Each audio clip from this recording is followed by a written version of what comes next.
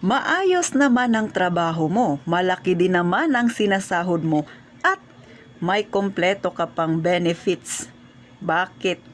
Ano ang nakain mo at nagtayo ka na lang ng sari-sari store, nagbantay-bantay ka na lang dyan? Isa ka ba sa nakakaranas niyan na pinagsabihan ka ng mga dati mong katrabaho o mga kakilala mo o maging kaibigan mo? O, yan ang aking topic ngayon mga kasari. Siyempre, bago magsimula si Ate Tintin ng realidad at real talk nating pag-usapan, huwag ka nang mahiya, pindutin mo na ang subscribe button na yan kung bago ka sa aking channel, at kung relate ka sa aking sasabihin ngayon, abay, i-like mo naman ang video ni Ate Tintin. At siyempre, paki-share na rin kung hindi ka busy. At maraming salamat sa mga subscriber ko na patuloy na sumusuporta. Kaya, tayo nang mag-chismis. Gaya ng intro ni Ate Tintin, isa ka ba sa nakakaranas na pagsabihan na ano ang iyong trabaho? Ano ang pinagkakaabalahan o pinagkakakitaan mo? Kapag sinabi mong may maliit akong sari-sari store, para bagang gusto ka nilang taasan ng kilay. Bakit? Nung makilala ka nila, maganda naman ang trabaho mo. Maayos nga daw at may mga benefits pa. Bakit ka lumipat dyan?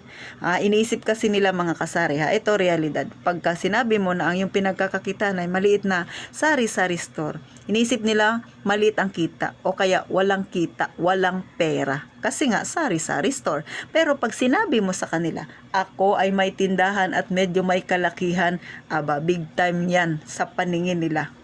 Alam mo ba yan? Bakit ko nasabi? Kasi isa ako sa nakaranas niyan mga kasari. Minsan nga pag tinatanong nila ako, pag nakikita-kita kami nang hindi sinasadya, diba? Pupunta ako ng mall, biglang nagpang-abot kami doon. Pag tinatanong nila ako, ano nang trabaho mo ngayon? Hindi ko sinasabi yan. Sabi ko, ako ay isang dakilang tambay. Ganon mga kasari.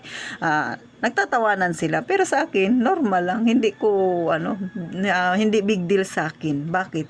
Hindi ko kailangang sabihin sa kanila kung ano yung aking pinagagawa sa aking buhay. Hindi ko kailangan ipagyabang sa kanila kung ano ang meron ako na wala sila. Bakit mga kasari? Kasi hindi ugali yun ni Ate Tintin, basta ako, sabi ko lang, tambay lang ako.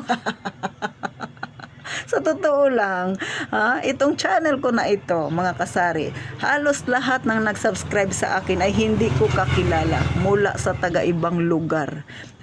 Ang mga kaibigan ko, siguro wala pa dito, 10 sila ang nag-subscribe sa akin. Bakit? Yung iba kasi, nung nag-subscribe, hindi ko pinautang, nag-unsubscribe na. Yan ang realidad mga kasari. Pero, ito real talk mga kasari.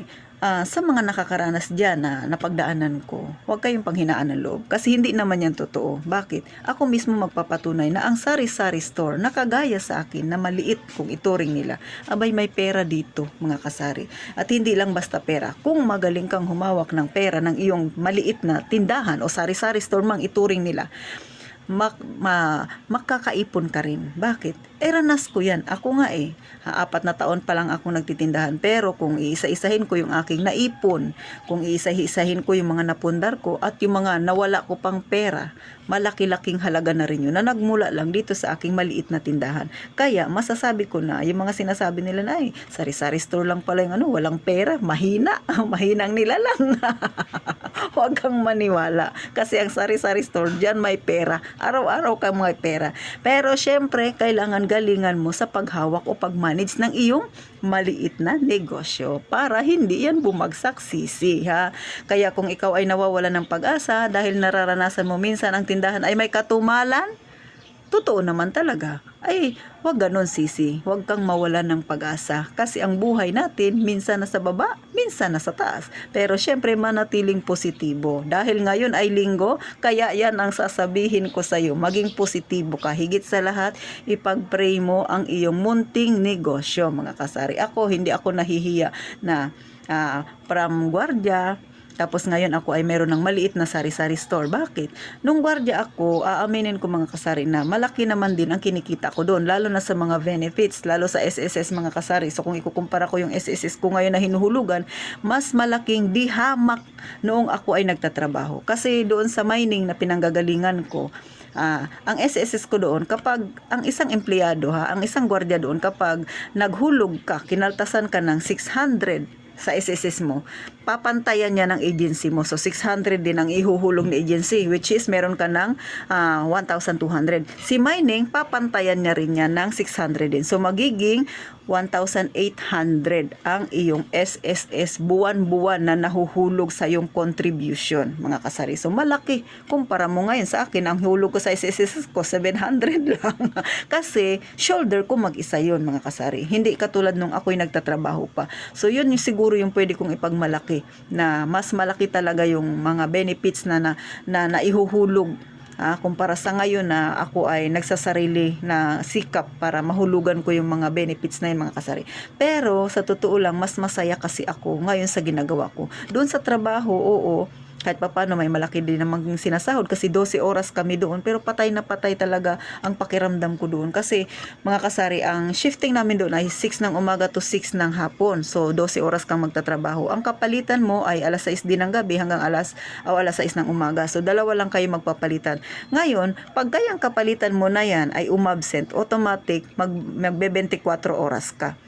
Mahina-hina 'yon. Pero kadalasan ay ginagawa nila kasi ipinagbawal na noon, 18 oras na lang. Mantakin mo, sa 24 oras, bawasan mo ng 18. So, ilang oras na lang ang itutulog mo. Malaki nga ang sasahurin mo, pero pagod na pagod ka at hindi ka nag-e-enjoy sa trabaho mo.